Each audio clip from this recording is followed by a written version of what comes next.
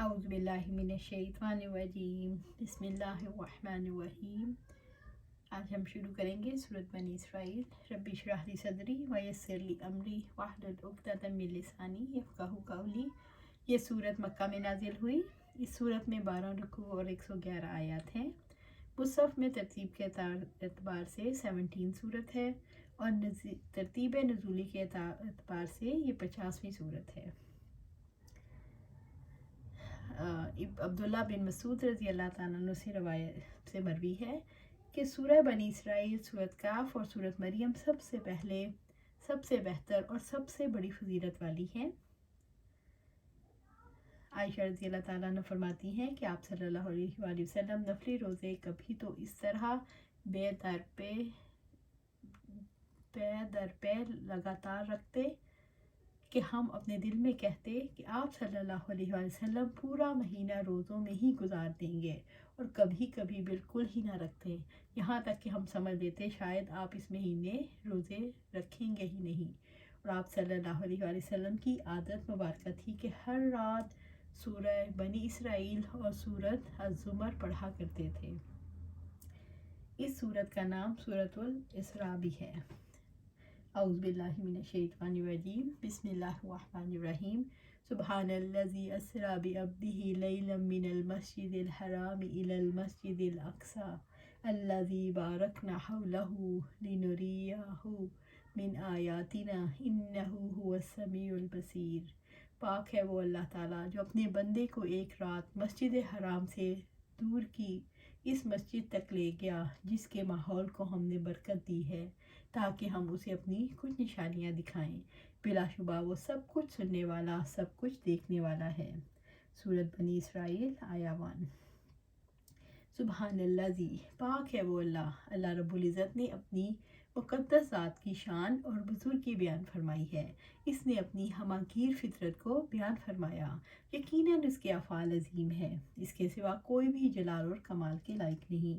اس کے احسانات عظیم میں سے یہ ہے کہ وہ اسریٰ بعبدہ لیلا، اپنے بندے کو ایک رات لے گیا، یعنی وہ اپنے بندے محمد صلی اللہ علیہ وآلہ وسلم کو ایک رات مختصر وقفے میں مکہ سے بیت المقدس تک لے گیا۔ اللہ تبارک و تعالیٰ نے یہاں قرآن مجید کو نازل کرنے کے ذکر کے مقام پر سورۃ فرقان میں، اور جہاں قرآن کی بابت چیلنج کیا گیا سورۃ بقرہ میں، ان تینوں مقامات میں نبی صلی اللہ علیہ وسلم کی صفت عبودیت، آپ کے بندے ہونے کی خوبی کو بیان فرمایا۔ اس لیے رسول اللہ صلی اللہ علیہ وسلم نے یہ مقامات بلند اپنے رب کی عبودیت کی تکمیل کی وجہ ہی سے حاصل کیے۔ اسراء کا یہ واقعہ رات کے ابتدائی حصے میں پیش آیا اور سفر مسجد حرام سے شروع ہوا، مگر صحیح حدیث میں آتا ہے کہ ہانی رضی اللہ تعالیٰ عنہ کے گھر سے رات کے اس سفر پر لے جایا گیا۔ من المسجد الحرام الی المسجد الاقصی، مسجد حرام سے دور کی اس مسجد تک، مسجد حرام سے جو تمام مساجد سے افضل ہے، مسجد اقصی تک جو ابراہیم علیہ السلام سے دور سے لے کر عیسیٰ علیہ السلام کے عہد تک تمام پیغمبروں کا مرکز رہی۔ مسجد اقصی بیت المقدس فلسطین میں ہے، جو القدس یا ایلیا میں ہے، چونکہ مکہ سے بیت المقدس کی مسافت 40 دن کی ہے۔ اس اعتبار سے مسجد حرام کے مقابلے میں مسجد اقصی کو دور کی مسجد کہا گیا۔ محمد صلی اللہ علیہ وسلم سے ملاقات کی سعادت حاصل کرنے کے لیے تمام انبیاء اس پاک سرزمین پر جمع ہوئے۔ بیت المقدس پچھلے انبیاء کی اکثریت کی دعوت کا مرکز رہا، اس اعتبار سے یہ موزوں ترین مقام تھا جہاں انبیاء کی ملاقات اور امامت کی تقریب منعقد کی جاتی۔ آپ صلی اللہ علیہ وآلہ وسلم نے اسی مقام پر انبیاء کی امامت کے فرائض سر انجام دیے۔ اس سے یہ معلوم ہوتا ہے کہ آپ صلی اللہ علیہ وآلہ وسلم تمام امور کے امام ہیں۔ اللہ تعالیٰ محمد صلی اللہ علیہ وسلم پر رحمت کی بارش نازل فرمائے اور تمام انبیاء پر رحمتیں، برکتیں اور سلامتیاں نازل فرمائے۔ اللہم صلی علی محمد وبارک وسلم علیہ۔ الذی بارکنا حولہ، جس کے ماحول کو ہم نے برکت دی۔ بیت المقدس میں مسجد اقصی کے آس پاس اللہ تعالیٰ نے بڑی برکت رکھی ہے۔ ارد گرد پھلوں سے لدے ہوئے باغات، ہرے بھرے کھیت، غلے اور پھلوں کی کثرت، یہ بھی اللہ تعالیٰ کی برکت ہے کہ اللہ تعالیٰ نے مسجد حرام اور مسجد اقصی کو دیگر مساجد پر فضیلت عطا فرمائی۔ مسجد اقصی میں نماز پڑھنے اور عبادت کرنے کے لیے دور سے سفر کر کے جانے کا مطالبہ ہے۔ اللہ تعالیٰ نے اس پاک سرزمین کو انبیاء اور اس کے چنے ہوئے بندوں کے رہنے کے لیے منتخب فرمایا۔ مسجد اقصیٰ کی برکات دینی بھی ہیں اور دنیاوی بھی۔ دینی برکات تو یہ ہیں کہ تمام انبیاء سابقین کا قبلہ اور تمام انبیاء کا مسکن و مدفن، اور دنیاوی برکتوں کی سرزمین کا سرسبز ہونا اور اس میں عمدہ چشمے، نہریں، باغات وغیرہ کا ہونا شامل ہے۔ انہو هو السمیع البصیر، بلا شبہ وہ سب کچھ جاننے والا ہے اور سب کچھ دیکھنے والا ہے۔ اللہ تعالیٰ اپنے بندوں کی باتیں خوب سن رہا ہے، ان کی بھی جو یقین رکھتے ہیں اور ان کی بھی جو شک میں مبتلا ہیں، ان کی بھی جو مسلمان ہیں، ان کی بھی جو کافر ہیں۔ البصیر، سب کچھ دیکھنے والا، وہ سب کو اچھی طرح دیکھ رہا ہے، ہر ایک کو اپنے اعمال کا پورا بدلہ دے گا۔ کسی بھی واقعے کو پوری صحت کے ساتھ وہی بیان کر سکتا ہے جو عینی شاہد ہو، اور جس نے واقعے کی جزویات حتیٰ کہ بہت دھیمی اور خفیہ باتوں کو بھی سنا ہو۔ اللہ تعالیٰ نے ان دو صفات کے توسط سے یقین دہانی کروائی کہ اس واقعے کا گواہ وہ ہے جس نے سب کچھ دیکھا اور سنا ہے، لہٰذا اس کی صداقت میں کوئی شبہ نہیں۔ اللہ تعالیٰ نے نبی صلی اللہ علیہ وسلم کی صفت ابدیت سے کیا ثابت فرمایا؟ صفت ابدیت سے یہ ثابت کیا کہ تمام تر عروج کے باوجود صلی اللہ علیہ وسلم اللہ کے بندے ہیں۔ صفت ابدیت کا تذکرہ اس اعتبار سے بھی کیا کہ بندے کے مقام اور رب کے مقام میں فرق واضح رہے، کیونکہ اسی وجہ سے پہلے لوگوں نے ٹھوکریں کھائیں۔ جیسے عیسیٰ علیہ السلام کی معجزانہ پیدائش کی وجہ سے لوگوں نے آپ علیہ السلام کی ذات میں الوہیت کو جمع کر دیا۔ واقعہ اسراء اور معراج کو حدیث کی روشنی میں دیکھیں۔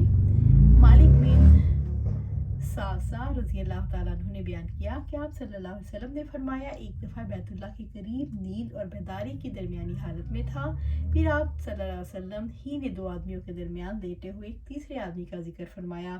اس کے بعد میرے پاس ایک سونے کا تخت لایا گیا جو حکمت اور ایمان سے بھرا ہوا تھا، میرے سینے کو پیٹ کے آخری حصے تک چاک کیا گیا، پھر میرا پیٹ زمزم کے پانی سے دھویا گیا اور اسے حکمت اور ایمان سے بھر دیا گیا۔ اس کے بعد میرے پاس ایک سواری لائی گئی، سفید خچر سے چھوٹی اور گدھے سے بڑی، یعنی براق۔ میں اس میں سوار ہو کر جبرائیل علیہ السلام کے ساتھ چلا۔ رسول اللہ صلی اللہ علیہ وسلم نے فرمایا، میرے لیے براق لایا گیا۔ براق ایک سفید، لمبا، گدھا اور اونچا اور خچر سے چھوٹا جانور ہے، منتہائے نکاح تک اپنے پاؤں رکھتا، اور اس پر سوار ہو کر بیت المقدس آیا اور اسے اس حلقے سے باندھا جس سے دوسرے انبیاء علیہ السلام اپنے جانوروں کو باندھا کرتے تھے۔ پھر میں مسجد میں داخل ہوا، میں نے اس میں 2 رکعتیں پڑھیں، پھر میں نکلا تو جبرائیل علیہ السلام 2 برتن لائے، ایک برتن میں شراب اور دوسرے میں دودھ تھا۔ میں نے دودھ کو پسند کیا۔ جبرائیل علیہ السلام کہنے لگے، آپ نے فطرت کو پسند کیا۔ پھر جبرائیل علیہ السلام کے ساتھ ہمارے ساتھ آسمان کی طرف چڑھے، فرشتوں سے دروازہ کھولنے کے لیے کہا گیا تو فرشتوں نے پوچھا، آپ کون؟ تو جبرائیل علیہ السلام نے کہا، جبرائیل کہا گیا، آپ کے ساتھ کون ہیں؟ تو کہا محمد صلی اللہ علیہ وسلم۔ فرشتوں نے پوچھا، وہ بلائے گئے ہیں؟ کہا ہاں بلائے گئے ہیں۔ پھر ہمارے لیے دروازہ کھولا گیا تو پہلے آسمان پر آدم علیہ السلام سے ملاقات ہوئی۔ آدم علیہ السلام نے مجھے خوش آمدید کہا اور میرے لیے دعائے خیر کی۔ پھر ہم دوسرے آسمان کی طرف چڑھے، پھر وہی سوال و جواب ہوئے، تو پھر میں نے دوسرے آسمان پر دونوں خالہ زاد بھائیوں عیسیٰ علیہ السلام اور یحییٰ بن زکریا علیہ السلام کو دیکھا، تو انہوں نے مجھے خوش آمدید کہا اور میرے لیے دعائے خیر کی۔ پھر ہم تیسرے آسمان کی طرف چلے، پھر وہاں دروازہ کھلا، وہی سوال و جواب ہوئے، تو پھر تیسرے آسمان پہ یوسف علیہ السلام کو دیکھا اور اللہ تعالیٰ نے انہیں حسن کا آدھا حصہ عطا فرمایا۔ انہوں نے مجھے خوش آمدید کہا اور میرے لیے دعائے خیر کی۔ پھر ہم چوتھے آسمان کی طرف گئے اور وہاں دروازہ کھلا اور وہاں ہم نے ادریس علیہ السلام کو دیکھا، انہوں نے مجھے خوش آمدید کہا اور میرے لیے دعائے خیر کی۔ پھر ادریس علیہ السلام کے بارے میں اللہ عز و جل نے فرمایا، وَرَفَعْنَهُ مَكَانًا عَلِيًّا، ہم نے ان کو بلند مقام عطا فرمایا۔ پھر ہم پانچویں آسمان کی طرف گئے اور وہاں ہم نے دیکھا ہارون علیہ السلام کو، انہوں نے مجھے خوش آمدید کہا اور میرے لیے دعا کی۔ پھر ہم آگے اوپر چھٹے آسمان پہ گئے تو وہاں موسیٰ علیہ السلام کو دیکھا اور انہوں نے مجھے خوش آمدید کہا اور میرے لیے دعائے خیر کی۔ پھر ہم ساتویں آسمان پر گئے تو وہاں ہم نے ابراہیم علیہ السلام کو بیت المعمور کی طرف پشت کی اور ٹیک لگائے بیٹھے دیکھا، اور بیت المعمور میں روزانہ 70,000 فرشتے داخل ہوتے ہیں اور انہیں دوبارہ آنے کا موقع نہیں ملتا فرشتوں کی کثرت کی وجہ سے۔ इब्राहीम अलैहिस्सलाम मुझे सिदरतुल मुंतहा की तरफ ले गए। उसके पत्ते हाथी के कान की तरह बड़े बड़े थे और उसके फल बेर जैसे और बड़े घड़े के बराबर थे। आप सल्लल्लाहु अलैहि वसल्लम ने फरमाया, जब इस दरख्त को अल्लाह ताला के हुक्म से ढांका गया तो इसका हाल ऐसा पोशीदा हो गया, अल्लाह ताला की मखलूक में से किसी के लिए मुमकिन नहीं कि इसके हुस्न खूबसूरती को बयान कर सके। फिर अल्लाह ताला ने मुझे पर वही नाज़िल फरमाई, हर दिन रात में 50 नमाज़ें फ़र्ज फरमाई। फिर वहाँ से वापसी में मूसा अलैहिस्सलाम ने कहा कि आपकी उम्मत नहीं पड़ेगी, तो फिर मैं ऊपर गया और आहिस्ता आहिस्ता नमाज़ें 5 हो गईं। मूसा अलैहिस्सलाम ने फिर कहा कि आपकी उम्मत नहीं पढ़ सकेगी, लेकिन मैंने कहा कि मुझे अल्लाह से हया आती है, तो वो फिर नहीं गए, तो वही 5 नमाज़ें हो गई।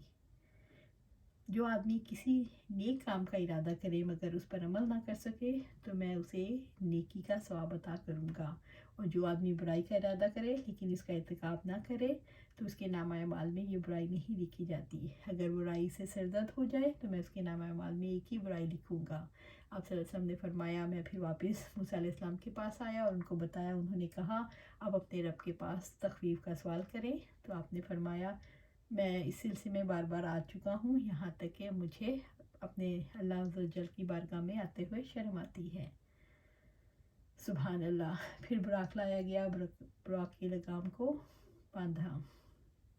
सुभान अल्लाह, सुभान अल्लाह, सुभान अल्लाह। वातैना मूसल किताबा वजअलनाहु हुदल लिबनी इस्राईला अल्ला तत्तखिज़ु मिन दूनी वकीला। और हमने मूसा अलैहिस्सलाम को किताब दी और उसे हमने बनी इसराइल के लिए हदायत बनाया कि मेरे सिवा किसी को कारसाज ना बनाना। सूरत बनी इसराइल आया 2। वातैना मूसल किताबा, और हमने मूसा अलैहिस्सलाम को किताब दी यानी तौरात। पहली आयत में मेराज का बयान था और इस आयत में कलीमुल्लाह का बयान। अल्लाह ताला ने बहुत से मकामात पर नबूवत मोहम्मदी और नबूवत मूसवी, कुरान और तौरात और दोनों की शरीयतों को मकरून साथ साथ बयान किया है, क्योंकि दोनों की किताबें सबसे अफजल, दोनों की शरीयतें सबसे कामिल, दोनों की नबूवतें सबसे आला और दोनों के पैरोकार सबसे ज़्यादा हैं। वजअलनाहु हुदन लिबनी इसराइल, और उसे हमने बनी इसराइल के लिए हदायत बनाया। मूसा अलैहिस्सलाम को किताब इस मकसद के लिए दी गई कि बनी इसराइल पर हुज्जत तमाम कर दी जाए। अल्लाह ताला का ये कानून है कि वो किसी कौम को इस वक्त तक हलाक नहीं करता जब तक उसको रसूलों के ज़रिए हदायत ना दे दी जाए। बनी इसराइल इल्म हक तक पहुँचने के लिए तौरात से फ़ायदा उठाते थे। किताब को हदायत इस मकसद के लिए बनाया कि मुनसब और इमामत के लिए जो बुनियादी अहलियत दरकार है, अल्लाह ताला पर भरोसा करके तमाम मामलात उसके हवाले किए जाएं। बनी इसराइल और अहलियत अपने अंदर पैदा कर लें, यानी अल्लाह ताला को अपना वकील बना लें।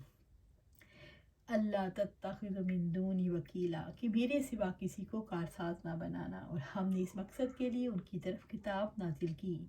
वो अकेले अल्लाह ताला की इबादत करें, सिर्फ़ उसी की तरफ रुजू करें, अपने दीनी और दुनियावी अमूर में अकेले इसी को अपना कारसाज और मुदब्बिर बनाएं।